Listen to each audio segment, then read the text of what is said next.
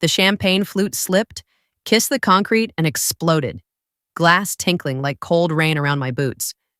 Jet fuel hung sweet and metallic in the morning air. A tug beeped somewhere behind the hangar, steady as a heart monitor that didn't care how the day felt. I bent to clear the stem from the paint stripe, and my pilot badge tapped my collarbone twice. Tap. Tap. The only knock I've ever needed. "Careful, Clara," Dad said, too loud for the ramp. "Wouldn't want your little hobby to cut itself." His voice carried through the hangar like a wrench dropped on an empty bin. A line tech glanced over. My crew chief, Luis Ortega, stopped mid-checklist and lifted his chin a fraction. "You good?" I was. I'd survived worse than pride on concrete. I stood and wiped my palm on my flight pants. "We're on a sterile ramp, Dad," I said. "Keep clear of the line." He smiled with the easy cruelty of men who've never been told no by a machine. "Relax. I worked real tools longer than you've breathed turbine air." He wrapped his knuckles on the charter jet's nacelle like it was the hood of a pickup. The sound thudded wrong. "Sir," Luis said, calm as a checklist, "please don't touch the engine." He angled his body so Dad had to step back. Pre-flight in progress. Mom hovered with a gift bag, the kind that tries to make moments pretty. Her perfume floated over the scent of de-icer that never quite leaves Kansas. "Frank," she murmured, "let her..." She booked herself a big passenger and wants the whole town to clap. Dad cut in. 4-star or 4 wheels. It'd still pretend if you never got grease under your nails. A golf cart hummed past with 2 linemen and a crate of water. The tower crackled a clearance to someone braver or dumber than me. I glanced at the ramp clock. 32 minutes to engine start. General Robert Ellison's Falcon would kiss the edge of our slot if we didn't move. Luis offered me the log, thumb on the page like a salve. Hydraulics topped. APU secure. Medevacs refueled for overnight training. Ahead of schedule. His eyes flicked to the glitter of broken glass, then to my father. "We'll police the shards." "I've got it," I said. The broom's plastic bristles rasped across concrete. The pile bloomed with glitter. I thought of Baltimore's flood. The stink of river water and mildew, the chopper rotors biting air, a small girl's hand clutching my sleeve as if the sky were solid. I'd flown evac legs for 30 hours that week. Dad called it volunteering for attention. A black SUV rolled to a gentle stop. Security stepped out first, scanning, profiles carved out of protocols. The rear door opened and General Ellison emerged in blues that didn't apologize for their creases. His gaze swept the ramp and landed on me the way it does when someone already knows your name. "Captain Mason, he said, then corrected himself with a small smile. "Ms. Mason, owner-operator, yes?" "Clara," I said, offering a clean hand. "Mason Aerologistics. Welcome." Dad slid between us like he'd been invited. "General, Frank Mason, her father. She's smart, I'll give her that, but she's no grease monkey. No grit. Just a disappointment sometimes." The comment hit the air and lay there, heavy and wet. A line tech stopped breathing. Mom's fingers worried the ribbon on the gift bag until it creaked. General Ellison didn't blink. He looked at my father, then at the jet, then at the swept arc of glass glinting by the wheel chalk. "Mason Aerologistics," he said evenly. "Does medevac and weather most people pray through." He faced me again, voice dropping just for us. "Baltimore flood, you flew the second leg." The little girl with the yellow raincoat. "You turned an airframe into a lifeline." I nodded once. That's all that moment needed. Dad chuckled like a man parent teaching in a parking lot. "General, she's got brains, sure. But this?" He wagged a thumb at the jet, grinning at the crew. "It's cute." Luis didn't move. Neither did I. You don't argue with storms. You fly the plan. The general turned to his aide. "Is the car ready to pull up?" he asked, then, without looking at my father, tilted his head toward the stairs we'd rolled to the cabin. "We'll board in 3. Dad reached for the rail before anyone else. "Let me show you around, General. My daughter can get your coffee." General Ellison stopped, pivoted, and placed his palm on the stair like a flag planting. His voice was quiet, and the hangar heard every word. "This is her aircraft," he said. "Her company. Her crew. The ramp went still, the good kind. Even the tug seemed to listen. Luis's breath let out like a small safety valve. Mom's grip on the ribbon slackened, the bag drooped. You need coffee, the general continued. You ask Clara. You need a seatbelt. You ask Clara. You need to land in rain with one engine sulking and a runway under construction. You ask Clara. Understood? Dad's mouth opened, then closed. His jaw tried on 1,000 arguments and found none that could stand outdoors. Somewhere behind us, a pushback cart scraped a little, embarrassed for the scene. The shards of the flute caught sun, fault lines scattering light. My pilot badge tapped my collarbone again. Tap, tap, and I felt everything line up. Checklist, clock, crew. Airspeed alive, I whispered out of old habit, then smiled at the ridiculousness of airspeed on concrete. The general climbed. His aide followed. Dad stepped back as if the ground had moved. It had. I handed Luis the log, took the stairs 2 at a time, and felt the hush of the cabin wrap around me. Leather, recirculated air, the faint citrus of wipes. My seat knew my shape. The yoke knew my hands. The panel lit in a sequence I've loved more than applause. Behind me in the doorframe, Dad stood smaller than he had 5 minutes earlier, looking at the jet like it had introduced him to his own reflection. The hangar's echo traded his chuckle for something close to quiet. I settled the headset, touched the thank you note Ruthie had sent last month, crayon sun, messy letters, and looked at the ramp one more time. Glass glittered. Pride cracked. The day found its lane. Luis, I said into the intercom. Steady. Let's start this right. I grew up in a house where pride smelled like motor oil and hot steel. Dad measured worth in calluses and clock-ins. If your palms weren't nicked by Friday, your week hadn't meant much. At dinner, he'd hold court with stories about torque and tolerances while the TV glowed ball games into the wallpaper. Mom set the table with the soft diplomacy of a peacetime army. Refills, napkins, a smile that tried to sand his edges. When I said I wanted wings, he said, real work stays on the ground. Boot camp taught me a different gospel. Checklist, throttle, trim. Wind over metal doesn't care if you're somebody's daughter. It cares if you fly the numbers. My pilot badge bruised my collarbone the first time I pulled G's sloppy, and I learned to respect the tap. Course correct, fly precise. In the ready room, the air smelled like coffee burned down to truth. Hangar floors held the shine of 1,000 swept mornings. Up there, my hands were tools. When I hung up the Navy flight suit, I didn't come down. I rolled credit lines and borrowed favors into a Cessna with peeling paint and an engine that wanted proof I loved it. I drove to county halls with a binder that clicked when it should and convinced a bank manager that medevac would pay in lives before it paid in dollars. Mason Aero Logistics started as a sticker on a clipboard and a logo I stenciled myself at midnight. The first month, the hangar smelled like bleach and panic. By month 3, it smelled like hydraulic fluid and optimism. Dad called it cute. A little flying gig, he told the VFW hall, clapping me on the back like I'd won a raffle. She's smart, not afraid of heights. Could have been an engineer if she didn't chase clouds. The men laughed into their highballs. Mom touched my elbow under the table. He's proud, she whispered. Pride like that breaks glass. I built the company the way you lay track in front of a moving train.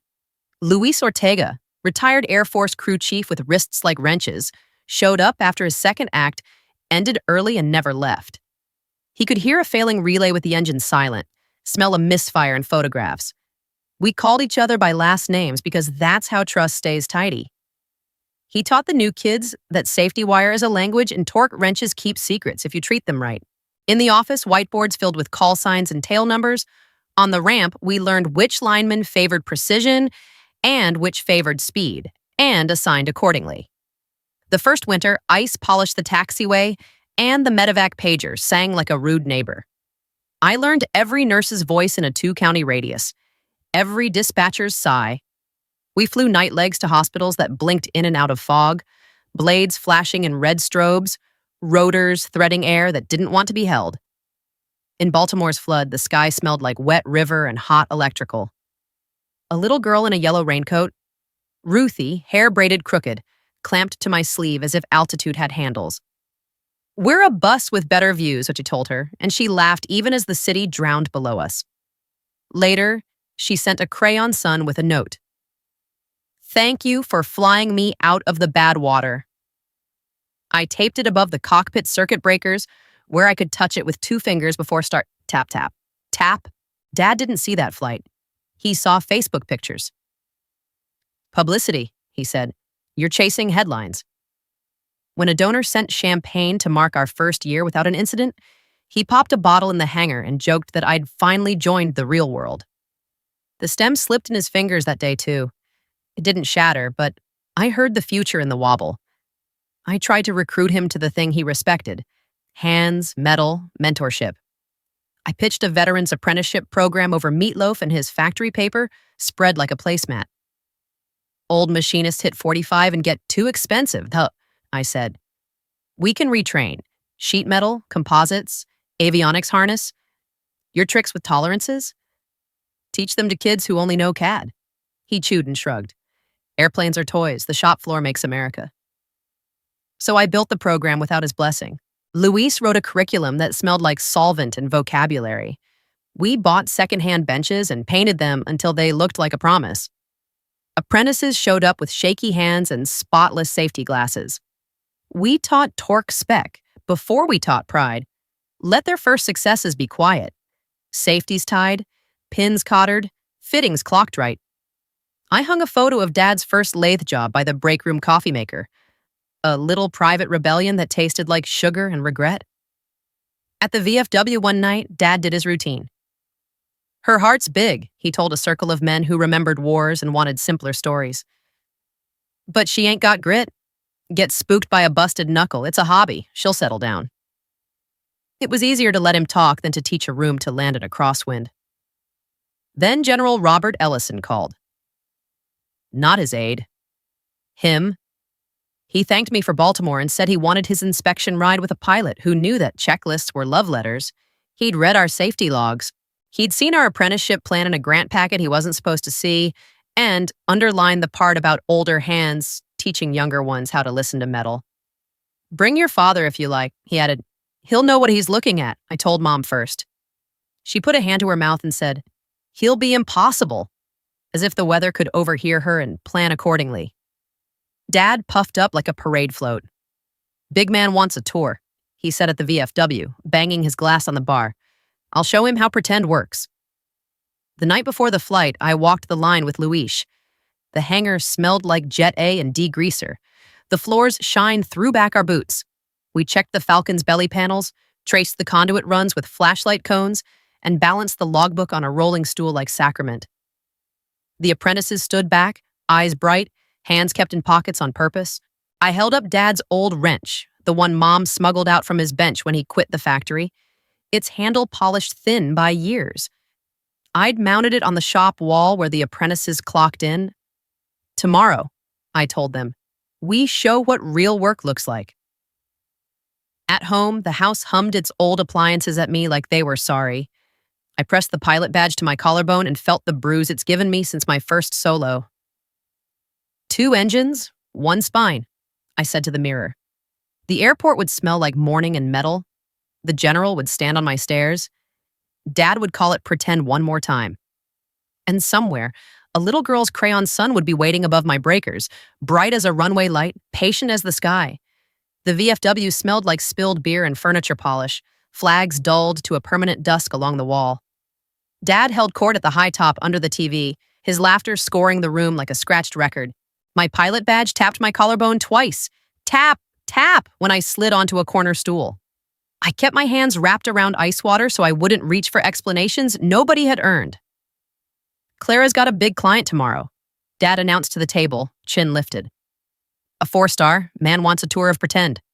The men chuckled. A glass knocked wood. She's smart, he added. Generous as a coupon.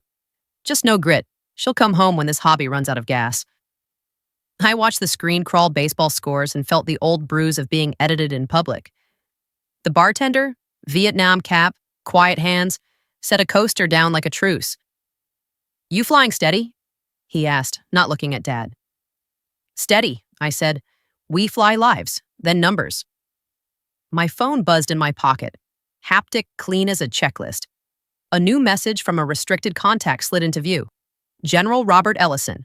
No aid, no layer. Ms. Mason, tomorrow's inspection charter stands. I read the Baltimore after action. You flew second leg with field diversion midstorm. Impeccable. Bring the company you built. Leave the apology at home. For a second, the room's noise dropped out. Just the hum of the beer cooler and the clack of pool balls like muted ordnance. I read it again, then set the phone face down, thumb steady on the edge. Dad leaned in, smelling faintly of Old Spice and victory. Texting sponsors? He needled. Ask him if he wants a real tour. I'll show him rivets. Tomorrow's not a tour, I said. It's a flight. He raised his glass. Cute. I left before the next chorus. Outside, the night was all moths and parking lot heat. The pilot badge tapped again, tap, tap, as if to say, fly your numbers. Under the amber lamp, I typed my reply to Ellison. Copy. Wheels up, Su 900. Crew briefed, no apologies manifest. His answer landed a second later, short as a saluting nod. Good. Back at the hangar, the air smelled like Jet A and cold aluminum. Luis stood under the wing with a flashlight cone, tracing conduit runs like rosary beads. Ops pinged? He asked. Ellison himself, I said. He read Baltimore. Luis's smile was a notch, not a grin. Then he knows who's flying the airplane. We did a last walk around in silence that worked. Gear doors tight, safety wire true. The apprentices watched from the line with their hands in their pockets on purpose. I touched the crayon sun above the breakers. Tap, tap, and let the day ahead settle into sequence. Morning came in metal and dew. The hangar door yawned open and breathed cool air across the floor. I found Mom in the kitchen, already dressed for nice, smoothing a ribbon on a gift bag like a weather system. He's nervous, she said softly, meaning Dad. You know how he hides it. Under jokes, I said, he wishes he could follow you up there. She set a hand on my sleeve. He just doesn't know how to say it. He knows how to crush glass, I said. I kissed her cheek anyway and left the bag on the counter. At the field, Dad was early and unimpressed. This it? He said, eyeing the jet like it had taken his parking spot. Looks delicate. It's certified, I said. Delicate is for feelings. He wandered the threshold like a foreman on a smoke break, narrating disapproval. No smell of grease. No grit. These kids, he waved at my line, wouldn't last a week on a floor. Luis stepped in with a smile that had torque. Sir, they last just fine in weather. Please stay behind the stripe. Dad snorted. She's smart, this one. He told a lineman as if I weren't there. But she's not a closer. Didn't get that from me. My badge tapped. Tap, tap. I kept the checklist cadence. Oxygen, hydraulics, fuel. The hangar radio crackled. Tower cleared us for reposition. A black SUV slid into our bay and idled, windows dark as a held breath. The rear door opened. General Ellison stepped out in blues pressed to a thesis, aide a pace behind. He scanned the ramp, caught the shimmer of the cleaned glass at the chalk, and then found me. The handshake was firm without theater. Ms. Mason, he said, good morning. Sir, I said, aircraft checks complete. Crew briefed. Dad slid into the space like a bad caster. General, he boomed, offering a hand Ellison didn't take. Frank Mason, Clara's father. I kept real tools in line for 30 years. She's got brains, sure, just no grit. He smiled for the hangar. Disappointment sometimes. The air thinned. A tug beeped and then chose silence. Even the gulls paused. Ellison turned, measured, and spoke so evenly the hangar took notes. I read her medevac logs, he said. Her grit strapped to stretchers at 3 a.m. and didn't drop a bolt. Baltimore kept breathing because she doesn't mistake attention for work. Dad's eyes flickered. It's cute, he tried again, softer now. Cute? Ellison's mouth ticked, almost a smile, not friendly. He laid his hand on the stair rail like a coin laid on an altar. This is her plane. Something in Dad's face slipped. The same torque you hear when a bolt backs off. Mom arrived then with the gift bag, saw the angle of the moment, and stopped short. the tissue paper folded on itself like a flag deciding to yield. Ellison inclined his head toward the cabin. "We'll board in 3. To me, lower. "Baltimore, good work." "Copy," I said. As he stepped up, my phone buzzed. Ruthie's mom, a photo of a lopsided paper heart and the words, "Good luck, Pilot Clara," in purple marker. I showed Luis. He touched the screen with one finger. "Tap." "Bring that," he murmured. Not the noise. Dad watched me pass, hand half raised as if to catch a sentence before it took off. The pilot badge tapped. Tap, tap. I took the stairs and the cabin swallowed me in leather and conditioned air. Outside, a line tech swept a few last glitter flecks into a pan. Inside, I laid Ruthie's picture next to the thank you note above the breakers and felt the inciting spike of the whole thing settle into a simple truth. We were done rehearsing. We were about to fly. The cabin smelled like leather and lemon wipes. The door seals thumped home with that small, reassuring kiss. My pilot badge tapped my collarbone. Tap, tap. While I slid into the left seat and let the panel bloom. Battery, avionics, APU spooling with a soft turbine whine. I tucked Ruthie's crayon sun beside the thank you note above the breaker panel. 2 bright scraps in a cockpit built for understatement. Luis leaned in with the log. "Hydraulics topped. Fresh O2. No mells," he said, voice the same shape it took on every good day. A faint slice of Jet A drifted forward as the APU bled air into the packs. "You've got a light right main tire shimmy we've been watching. It's balanced. If she chatters on taxi, I'll signal, not a showstopper." "Copy." I ran the flows, fuel, hydraulics, flight controls. The yoke felt like truth. The trim thumb wheel clicked under my finger, honest and small. Through the windshield, the ramp shimmered in morning heat. Dad stood just beyond the stripe, pretending not to look back at the general, pretending the last 5 minutes hadn't redrawn his map. The intercom crackled. "Ms. Mason," General Ellison said from the first club chair, voice low enough to be private in a public room. "My aide will brief route changes en route. We'll take your call on any deviation." "You have it, sir," I said. 2 engines, 1 spine. Dad tried to board without permission. Luis was there, an elegant, immovable object. "Seatbelts after the brief," he said. "Hands clear of the latch, sir." Mom hovered with the gift bag, cheeks pink, eyes tracking every line on the floor. "Frank," she whispered, "let her work." He huffed, then jabbed a thumb toward the cockpit. "She's smart," he told the general too loudly. "Just no grit. Disappoints sometimes." The sentence landed like a dropped wrench.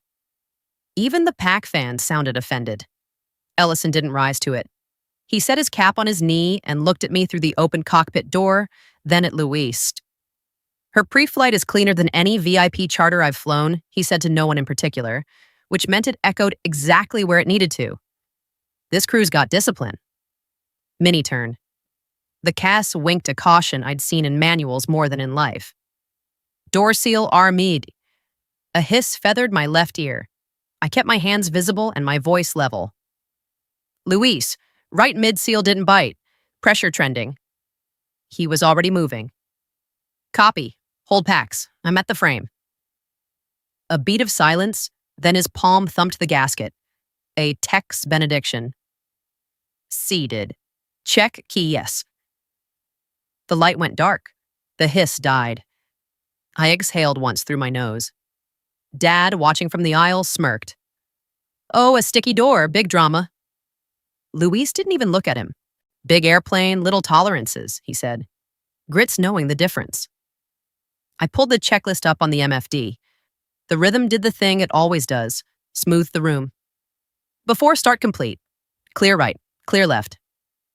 Clear, Luis in the right seater, our young FO Mira said together. Ignition clicked. The right engine took first breath, a rising spool that felt like a decision. Heat pushed gentle through the vents. The APU strain eased. The scent of jet fuel turned sweet for a second, and then leveled into the background hum of a day going correct. Ground handed us taxi. The tug beeped and moved. The marshaller's wands cut clean air. Dad stepped back to the stripe at last and lifted a hand like he wanted to wave someone else's story toward him. The pilot badge tapped again. Tap, tap, and I put us on the line with small final corrections. "Luis," I said, intercom open. "Watch that right main." "On it," he said from the window, forearm braced on the fuselage, eyes low, the way folks who respect rubber watch it roll. A whisper of shimmy at 5 knots. The nose wheel chattered twice like a nervous sentence and settled. He tapped the fuselage with 2 fingers. "Good." I tapped the yoke, copy. At the hold short, I ran the last items. Flap set, trim set, spoilers armed. Mira read back with the speed of someone who'd practiced until muscle memory felt like affection. The tower's cadence slid into our headsets. Mason 1. Line up and wait. Traffic 2-mile final. A Cessna floated past, sunlight flashing off wings. Then a shadow skated our panel and was gone. Dad edged into the sightline again, palms open to the ramp, a man trying to catch applause that wasn't on offer. Ellison leaned forward and buckled himself in without comment. He didn't need words. The belt click did the talking. "Tower, Mason 1 ready." I eased us onto centerline, nose wheel on the stripe like a promise. The runway heat rippled. My mouth tasted faintly of metal, always the last taste before takeoff. "Cleared for takeoff, Mason 1. "Throttles," I said. The engines rose smooth, numbers kissing their marks, airspeed building like belief. "Airspeed alive." 50, Mira called. "V1, rotate." I lifted, and the nose came with me like a forgiven thing. The runway slid under, the city flattened, the sky opened into that practical blue I'd loved since the first time someone showed me that numbers make gravity negotiable. Gear up, positive rate. The pilot badge tapped, tap, tap, and the thank you note above the breakers fluttered in the AC draft as if to say, "Remember why." At 1,000 feet, Ellison's voice threaded the intercom again. "Ms. Mason, when we hit ATC's boundary, I'd like to deviate 10 left. Weather over the river." "Approved," I said. I had the same note. Mira grinned into her mic. Lining up with a 4-star felt like being seen by the sky. Behind us, Dad finally buckled. The cabin attendant offered water. He took it without jokes. Mom sat with both hands folded on the gift bag, tissue paper quiet. There are rooms where silence is the first apology you get. This was one. Mini turn. Center lit our scope with a VFR who wasn't playing nice. A little triangle wandered into our departure path like a kid on a bike.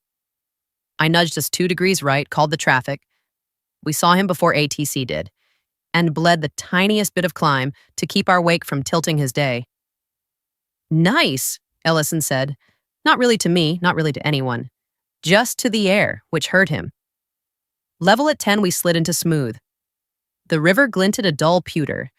The city yawned awake underneath. I let the autopilot carry the bones and kept the hand flying in my wrists where it lives. Luis's voice came up soft. "Right main tracked fine on lift. You're clean.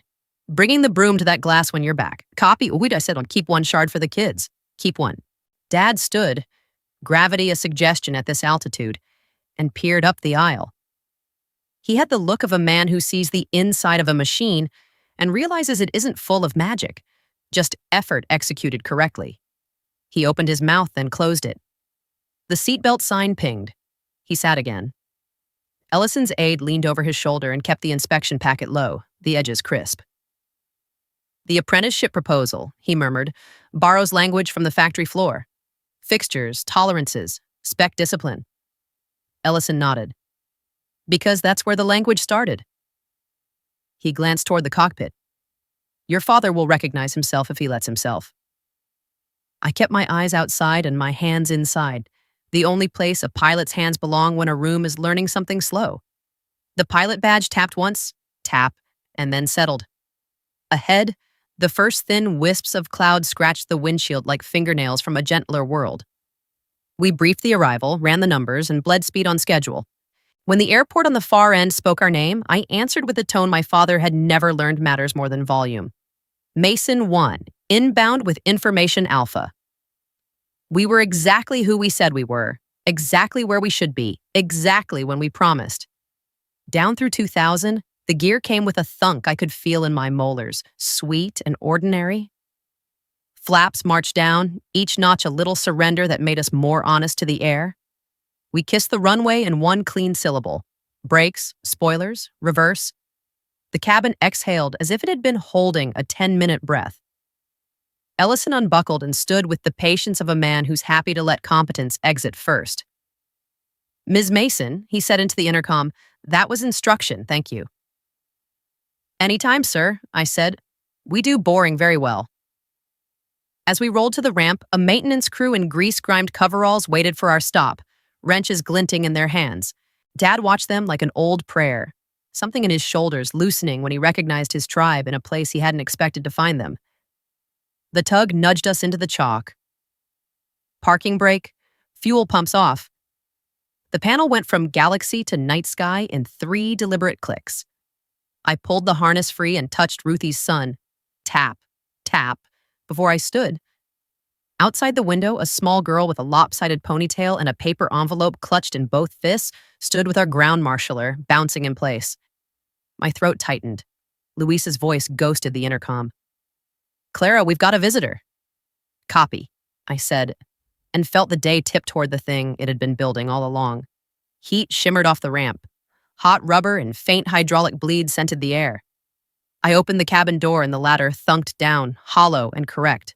General Ellison paused at the top step, cap under his arm, and faced the line like a formation. Grease-streaked mechanics, our apprentices in clean gloves, my father with his hands confused about where to go. Luis stood by the nose gear, logbook and crook of elbow. "Good numbers, in thumber," he called. "Right main behaved." "Copy," I said, stepping into sun that tasted like tin. My pilot badge tapped once, tap, and lay still. Dad moved first, voice pitched for an audience. "General, she can land, but leadership? It's a hobby." Ellison descended one step, the aluminum flexing under a measured boot. "Leadership?" he said, gentle as a torque wrench. He turned his head to the crew. "Whose brief do you fly?" "Clara's," Luis said instantly. "Whose standards keep you boring?" the general asked. "Clara's," Mira answered from the cockpit door, grin barely contained. Ellison looked at my father. "This is her plane. This is her company. This is her crew." The words didn't rise. They settled, heavy enough to hold. Glass popped somewhere behind the fuel cart. A champagne flute someone had set too close to a step stool slipped and shattered across concrete. A bright little meteor. Heads turned. Dad flinched as if the sound were aimed at him. The apprentices went still, the good still, the kind you earn. A tug eased a few feet. The marshaller's wands cut the heat. A little girl in a lopsided ponytail broke from the shadow of the hangar and trotted toward us, breathless. Envelope pressed flat in both hands. "Ruthie!" Her sneakers squeaked on the paint stripe. She stopped when Luis raised a palm and then beamed when he waved her through. "Pilot Clara!" she puffed, cheeks hot. Paper crinkled. "For you." I crouched. Jet A and summer dust found the bend of my knees. She handed me a handmade card, crayon sun, crooked letters, a tiny plane with 3 happy dots for windows. "Thank you for flying me out of the bad water." A sticker heart stuck over the tail. "Perfect," I said.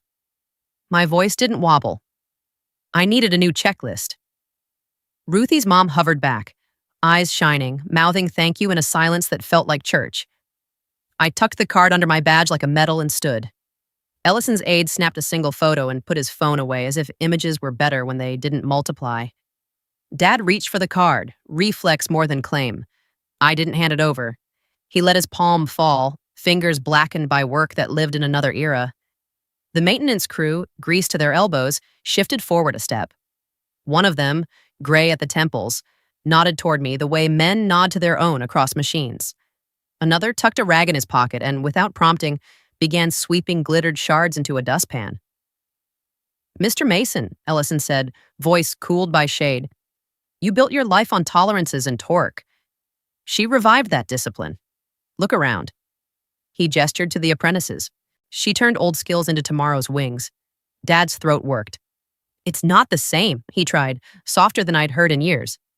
"It's the same," Luis said, and the shop fell into his cadence. "Hold spec. Teach hands. Don't lie to steal." A breeze shouldered the heat. The smell of cut grass drifted in from the fence line. Ruthie tugged my sleeve. "Is this your plane?" she asked, voice small and certain. "It is," I said. "We keep it safe for people who need it." "Like me," she said, as if reminding me of my own line.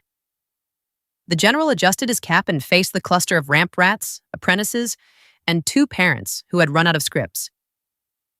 "Ladies and gentlemen," he said, "some pilots fly passengers, some fly missions. Ms. Mason flies both. This outfit medevaced 52 souls last year. She also built an apprenticeship so veterans don't disappear when factories do." A mechanic in a sun-bleached cap lifted his chin. "Respect," he said, and something like a wave moved through the group. Hands down, back straight, not applause. "Stand." Dad didn't look at me. He looked at the wrench mounted on our shop wall beyond the door. The old one, handle thinned by his own fingers. The apprentices watched him like a gauge. He took 1 step toward the hangar and stopped at the glitter line. The broken glass sparkled. The moment announced itself again. He cleared his throat. "Clara," he said, eyes on the wrench. "Who mounted that?" "I did," I said. "Day we hired our first apprentice." He nodded once, rough. A confession walked a few inches up his face and waited. He didn't have the words yet. Life rarely rehearses them for men like him. The silence was enough for now. Ruthie's mom touched my elbow. "She wanted to see you," she whispered. "To say it right." "She did," I said. "Better than most." Ellison leaned close, the smell of starch and brass faint as a memory. "You'll debrief the program for me after," he said. "We'll speak to the board. Doors you can use, not for show." "Copy," I said. Past the glass line, Dad finally stepped. He crossed the glitter with deliberate feet and stopped at the broom. He took it from the mechanic without being asked and began to sweep, slow and careful, like a man remembering how to make a floor honest. The ramp breathed. The apprentices shifted, pride finding new weight. Luis's smile flickered. 2 degrees, all approval. Mom reached for my hand like she used to at crosswalks. I let her take it. I held Ruthie's card against my chest, paper warm from sun and small hands. The wind pushed a new stripe of shade across the ramp. My pilot badge tapped once, tap, and I heard the day's hinge click. Some pride breaks. Stronger love glues it together. The hangar air cooled as the big door slid down a notch, cutting the sun into a clean rectangle. Jet A thinned to the background. Now it smelled like simple green and warm aluminum. My pilot badge tapped my collarbone once, tap, and lay quiet. We circled a battered workbench where the apprentice wrench I'd mounted hung like a relic with a job. Ellison set his cap on the bench, palms flat, voice low enough to make the room lean in.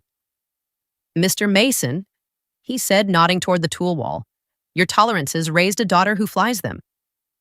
He pointed to a training panel Luis built. Rivets, safeties, clocked fittings, each joint shining like a small truth.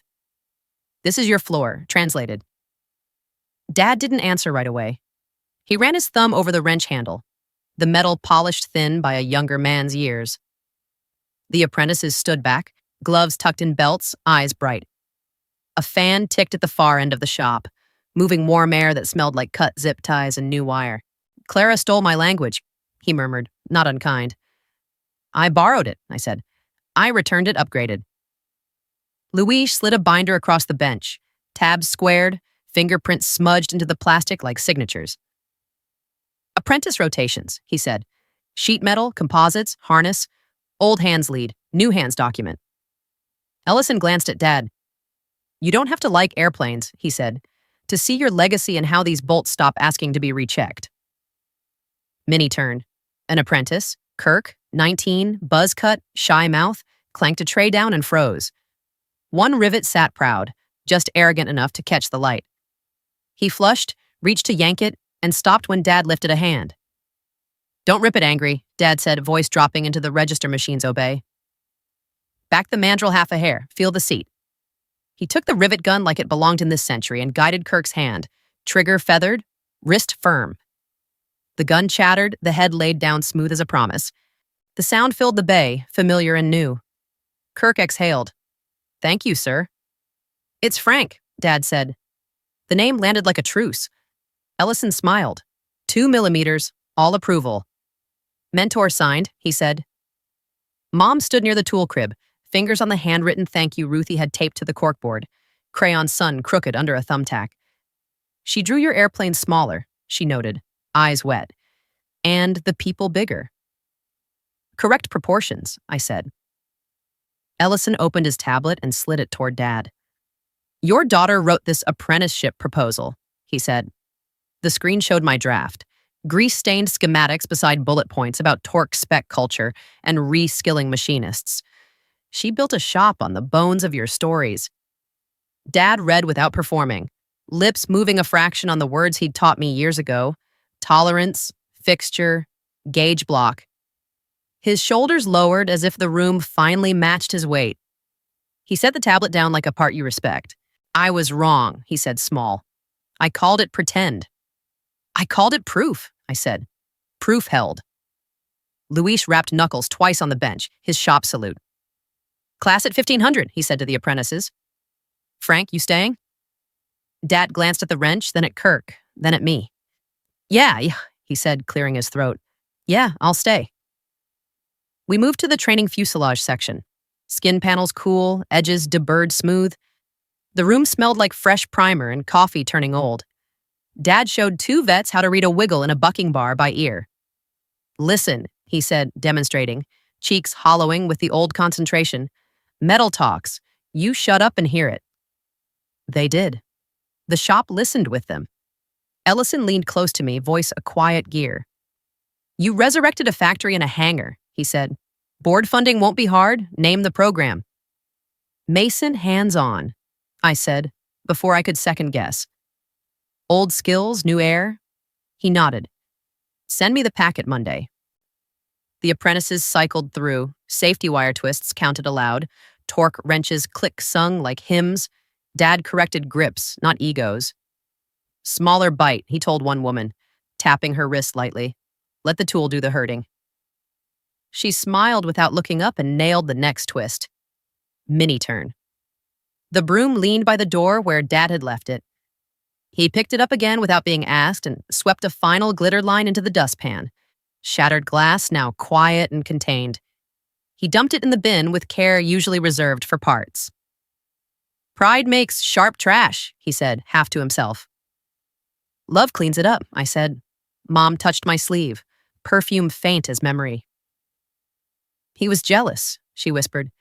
He didn't know how to say it. He knows how to teach, I said. That'll say the rest.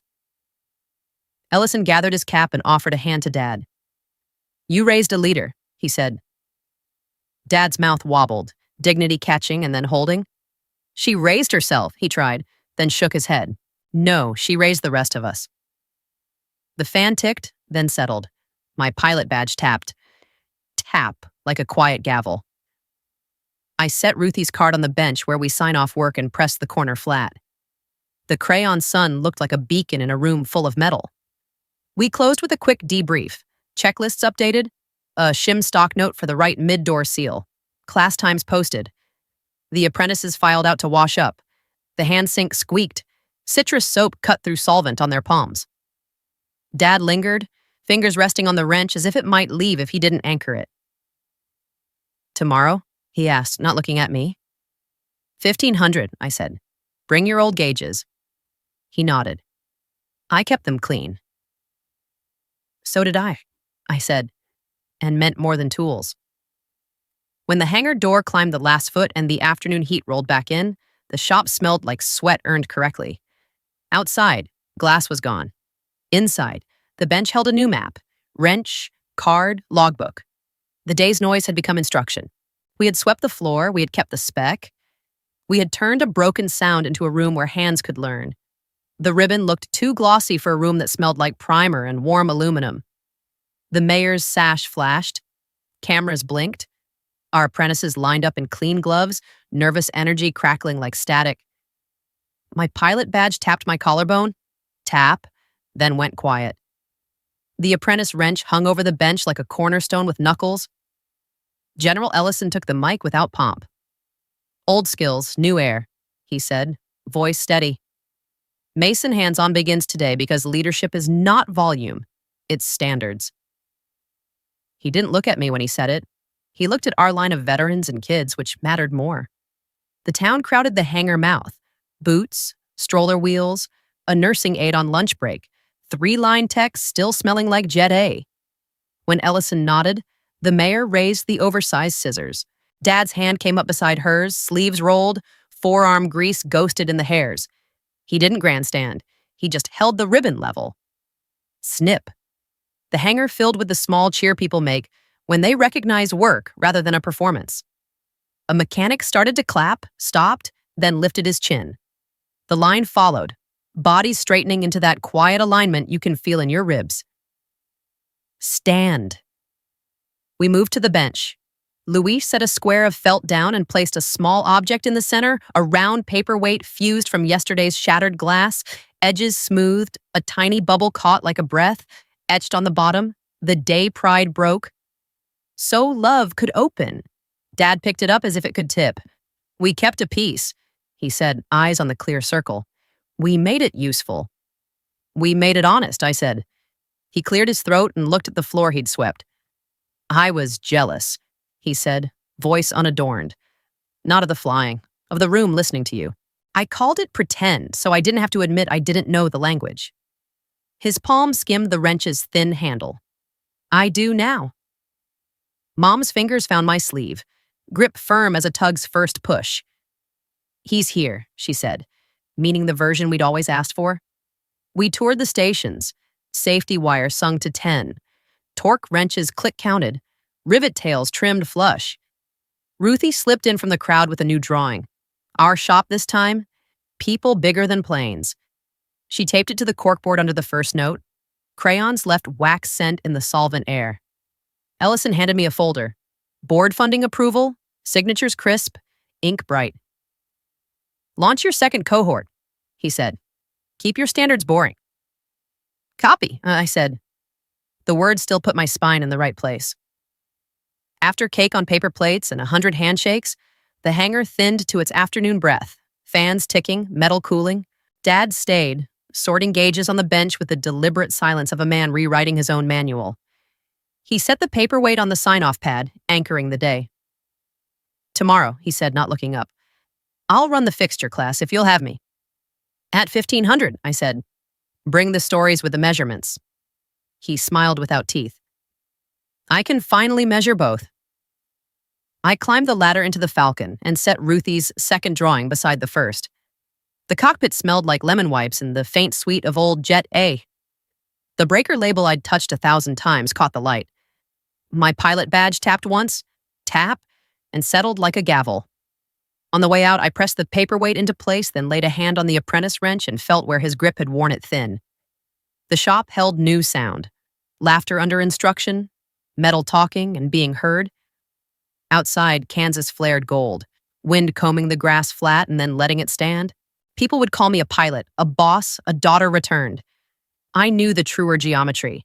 We had turned a break into a hinge into a door into a room where hands could learn and pride could grow up. Some pride breaks. Stronger love glues it together.